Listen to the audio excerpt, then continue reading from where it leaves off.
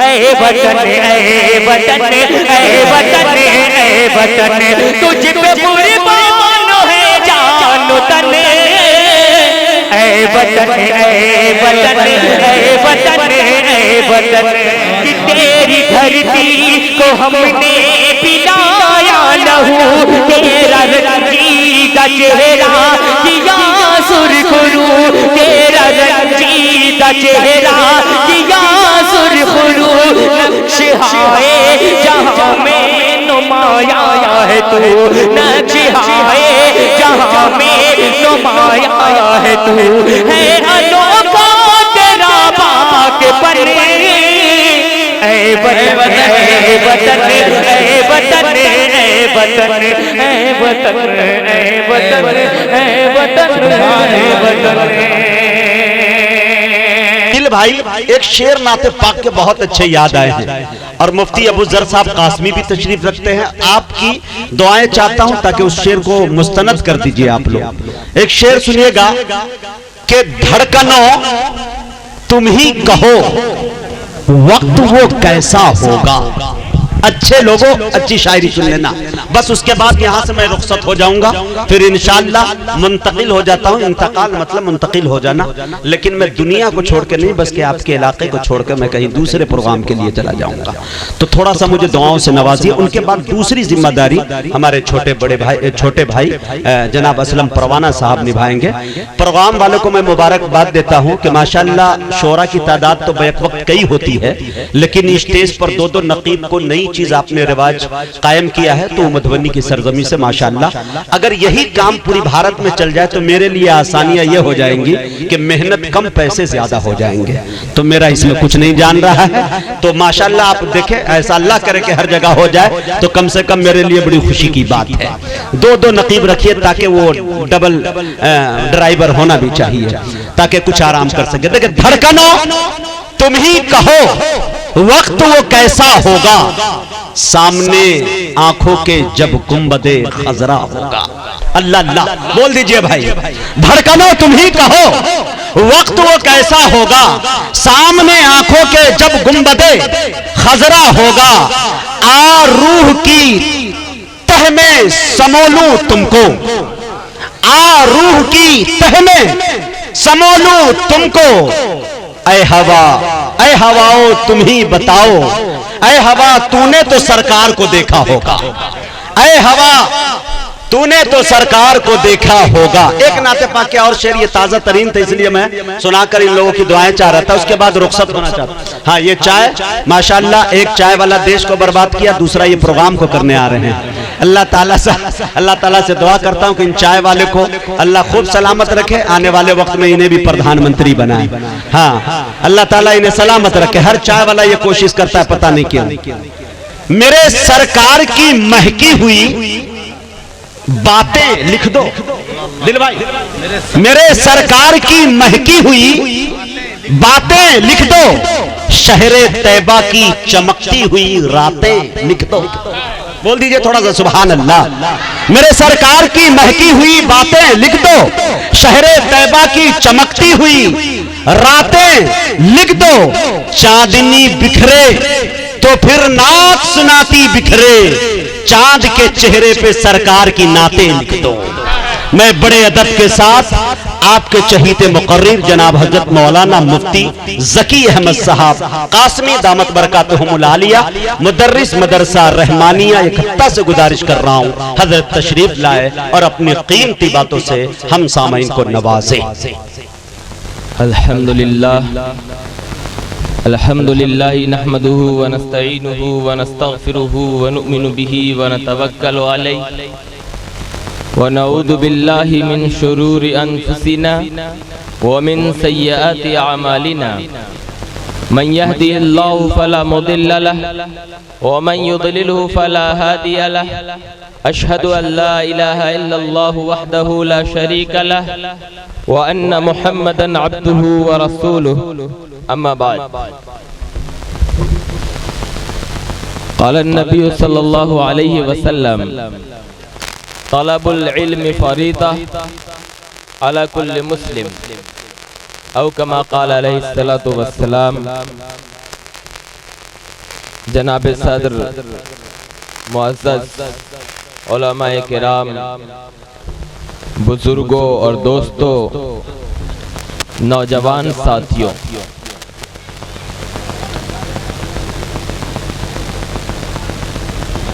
रात आधी हो चुकी है और ये इंतहाई कीमती वक्त है। यकीनन कायनात के अक्सर हिस्से के जीने वाले, बसने वाले सो चुके हैं और आप अल्लाह और उसके रसूल के नाम की अज़मत का जज्बा लिए अपनी आँखों को जगाए हुए, अपनी हिम्मत को जवान रखे हुए, हौसले के साथ मौसम के सर्दी को भी थकाकर इस पिंडाल में बैठे हैं। यकीनन आपके लिए बड़ी सआदत की बात है और अल्लाह रब्बुल इज़्ज़त अपनी पूरी तवज्जो इस मजलिस और इसके अंदर बैठकर अल्लाह और उसके रसूल सल्लल्लाहु अलैहि वसल्लम की बातों को सुनने वाले की तरफ डाले हुए हैं। क्या पता यही बैठना अल्लाह को पसंद आ जाए और हमारी और आपकी बख्शिश हो जाए। मैं बहुत ज़्यादा वक्त आपके बीच नहीं लूँगा, बस जनाब मोहम्मदुर रसूलुल्लाह सल्लल्लाहु अलैहि वसल्लम का एक पैगाम है, वो आप लोगों तक पहुंचाकर इजाज़त चाहूँगा। ये जलसा इस्लाह मुआशरा से मुताल्लिक़ है। मुआशरा की इस्लाह, समाज की इस्लाह, आबादी की इस्लाह, ख़ानदान की इस्लाह, अफराद की इस्लाह, मर्दों की इस्लाह, औरतों की इस्लाह कैसे हो, क्या शक्ल बने, क्या तरतीब हो। हजरत इमाम मालिक रहमतुल्लाह अलैह बहुत बड़े इमाम गुजरे हैं। दुनिया में 4 मशहूर इमाम हैं जिनके मानने वाले, जिनकी राय पर चलने वाले, जिनकी फिक्र को तस्लीम करने वाले दुनिया में कल भी मौजूद थे, आज भी मौजूद हैं। उसमें हजरत इमाम मालिक का भी नाम आता है। उनका एक जुमला है, लन यस्लिहा आखिरु हादिहिल उम्मह इल्ला बिमा सलुहत अव्वलुहा। इस उम्मत के बाद में आने वाले जितने अफराद हैं उनकी इस्लाह उन्हीं तरीक़ों पर हो सकती है जिन तरीक़ों पर इस उम्मत में आने वाले पहले अफराद की इस्लाह हुई थी। यह एक ज़ाब्ता याद रखिए। इस उम्मत के पहले अफराद हैं सहाबाए किराम, आप सल्लल्लाहु अलैहि वसल्लम और आपके प्यारे साथी इस उम्मत के पहले तबका में दाखिल, और आखिरी तबका हम जैसे लोग हैं।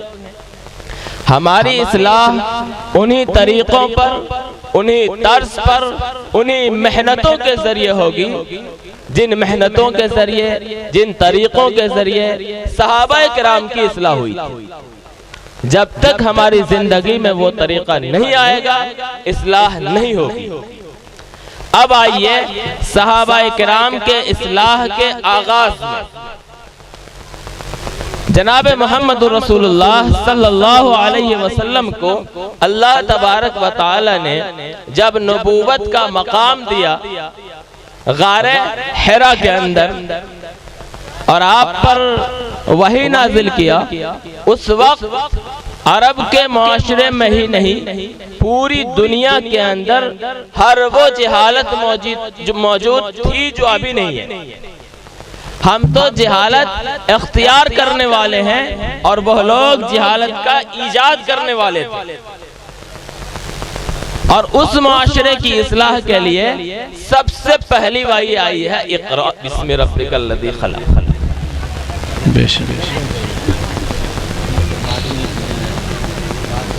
प्रोग्राम कर लीजिए, जलसा कर लीजिए, तंजीम बना लीजिए। ये सारी तरकीबें पहले नहीं आई। सबसे पहली तरकीब आई इक़रा, पढ़िए। और इसी वही को तमाम लोगों तक पहुंचाया। और दूसरी वही क्या है जानते हैं? पहली वही तो पढ़िए, इक़रा। अल्लाह के नबी सल्लल्लाहु अलैहि वसल्लम पर जब ये वही नाजिल होती है तो आप सल्लल्लाहु अलैहि वसल्लम घर इस हाल में लौटते हैं कि आपका दोनों कंधा कपकपा रहा होता है, खौफ से भी, जिम्मेदारी के एहसास से भी। घर आए और घर आकर चादर ओढ़कर लेट गए। आप सल्लल्लाहु अलैहि वसल्लम की बीवी हजरत खदीजा आई और उन्होंने आपको तसल्ली दिया और हालात पूछे। आप सल्लल्लाहु अलैहि वसल्लम ने सारे हालात बताए कि गारे हिरा के अंदर हुआ क्या। फरिश्ता आया, उन्होंने आप सल्लल्लाहु अलैहि वसल्लम के सीने अक़दस को 3 मरतबे दबोचा और 3 मरतबे कहा इक़रा। आप सल्लल्लाहु अलैहि वसल्लम ने कहा मैं पढ़ा लिखा नहीं हूँ। तीसरी मरतबे के तसर्रुफ में अल्लाह के नबी सल्लल्लाहु अलैहि वसल्लम का सीने अक़दस वो आज़ाद खुल गया और आपने पढ़ना शुरू कर दिया। बहरहाल हजरत खदीजा ने आप सल्लल्लाहु अलैहि वसल्लम की अच्छी अच्छी सिफात देखी थी, उन सिफात का तज़किरा किया और उसके बाद कहा कि ऐ मोहम्मद, मैं जानती हूँ कि जिन लोगों के अंदर ये बुलंद सिफात मौजूद हों कि वो लोगों को खाना खिलाते हों, मजलूमों की फरियाद रसी करते हों, कमजोरों के बोझ को उठा लेते हों, गरीबों के मसीहा हों, ऐसे लोगों को अल्लाह ज़ाये नहीं करते। और आपके अंदर ये सिफात मौजूद है तो जिस अल्लाह पर मेरा ईमान है वो अल्लाह आपको भी ज़ाये नहीं करेगा। जानते हैं दूसरी वही क्या आई? या अय्युहल मुद्दम्मिल कुम फअंज़िर। ऐ नबी, आप चादर ओढ़कर लेट गए। ऐ नबी, आप चादर ओढ़कर लेट गए। इल्म लेकर आए तो चादर ओढ़कर लेट गए। उठिए, लोगों को डराइए। तो पहली चीज ये कि इल्म हासिल करें, दीन का इल्म, वो इल्म जिससे अल्लाह और उसके रसूल की पहचान हो जाए और अल्लाह और उसके रसूल के अहकाम हम तक पहुंच जाए। और दूसरी जिम्मेदारी जो इल्म हम हासिल करें दूसरों तक पहुंचा दें दावत के जरिए, हम अपने इल्म के दाई बन जाएं। और जब जब उम्मत ने इल्म को संजीदगी से लिया है उस माशरे के अंदर इस्लाह हो गई। शर्त यही है कि इल्म को हासिल करके चादर ओढ़कर लेट नहीं गए बल्कि इल्म को लेकर बाज़ाब्ता इल्म के दाई भी बने। मेरे मोहतरम बुजुर्गों, दोस्तों, अगर ये दो चीजें हमें समझ में आ जाती है, एक ये कि हमें इल्म हासिल करना है और दूसरे ये कि अपने इल्म को अपने नई नस्लों तक पहुंचाने की फिक्र करनी है, तो यकीन मानिए कि हमारी तरक्की हो जाएगी, हमारे मुआशरे की तरक्की हो जाएगी, हमारे समाज की तरक्की हो जाएगी और इस्लाह भी हो जाएगी। और आगाज कहाँ से करना है? अल्लाह अल्लाह। इस्लाह का आगाज कहाँ से करना है? एक आदमी थे हम जैसे, जब जवान हुए तो उन्होंने ऐसे ही तकरीर करनी शुरू कर दी कि आज तो पूरी दुनिया की इस्लाह करके दम लेंगे। एक जमाने तक तकरीर करते रहे, इस्लाह हुई नहीं, यहाँ तक के 40 साल के हो गए।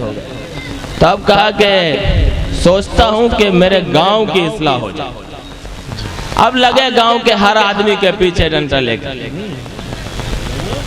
10 साल और खेप लिया, जो का तू है, इस्लाह नहीं हुई।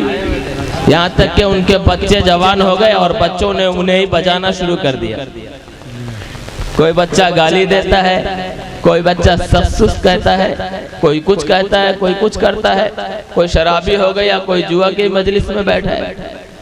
अब फिक्र हुई कि काश गांव को छोड़कर अपने घर की फिक्र कर लिया होता, लेकिन तब तक इनकी उम्र हो गई 60 साल की। 60 साल की जब फिक्र हो गई, ये उम्र हो गई, तब अपने अंदर गौर करना शुरू किया कि मेरे अंदर क्या खामी है। तो देखा कि जिंदगी में नमाज भी नहीं है, जिक्र भी नहीं है, तिलावत भी नहीं है, उलमा से मोहब्बत भी नहीं है। ये सोचने लगा कि मैंने क्या किया, मेरी इस्लाह भी नहीं हुई, काश मैं ही सुधर गया होता। ये सोच ही रहा था कि मलकुल मौत आया और कहा कि भाई अब सुधरने का टाइम नहीं, तेरा टिकट कट गया। तो ऐसा ना हो कि हम पूरी दुनिया के इस्लाह के पीछे पड़े रह जाएं और अपनी तरफ तवज्जो ना करें, यहाँ तक मलकुल मौत आ जाए और रूह निकाल कर ले जाए। याद रखिए, जब मलकुल मौत आ जाता है तो फिर मोहलत नहीं देता। यकीन तो सबको हो जाता है कि अब हमें अपनी इस्लाह करनी है, लेकिन उस वक्त इस्लाह का वक्त नहीं रह जाता, इस्लाह की घड़ी नहीं रह जाती। लिहाजा इस्लाह का आगाज अपनी जात से करना है। इंशाअल्लाह जहां तक हो सकेगा, जहां तक हो सकेगा हम अपनी जात को इल्म से संवारेंगे, अपने बच्चों को इल्म से संवारेंगे, अपने घर के बच्चों को, अपने मुआशरे के बच्चों को, समाज के बच्चों को, सबको इल्म से सजाएंगे इंशाअल्लाह। अपने बच्चों को इधर उधर जाय करने के बजाय अपने बच्चों को इल्म के मकतब में दाखिल करेगा, दूसरा मकतब कायम करेगा, दूसरा इदारा खोलेगा, दूसरा मदरसा अच्छा बनाएगा। फला मौलवी का मदरसा खराब है, इसकी फिक्र करने के बजाय हमारे मस्जिद के साथ मकतब लगा हुआ है या नहीं, इसकी फिक्र इंशाअल्लाह करेंगे हम सब, इंशाअल्लाह हम सब करेंगे। कोई इस्लामी गवर्नमेंट नहीं है जो आके आपके लिए इदारे खोल देगी, मकतब खोल देगी, मदरसे खोल देगी, बल्कि जो जहां है उन्हें वही फिक्र करनी पड़ेगी कि हम मकतब खोल लें, मदरसे खोल लें। अगर और चीजों में हम 1000 रुपया दे देते हैं तो 1000 रुपया मकतब में भी दे दें, क्या हर्ज है। गरीब से गरीब घर में 1000 रुपए का दूध आता है ना भाई, गरीब से गरीब घर में 1000 रुपए का दूध खा जाते हैं, हम लोग खा जाते हैं। और हजरत मुफ्ती साहब मौजूद हैं, दूध की ताबीर आमतौर पर इल्मी से हुआ करती है।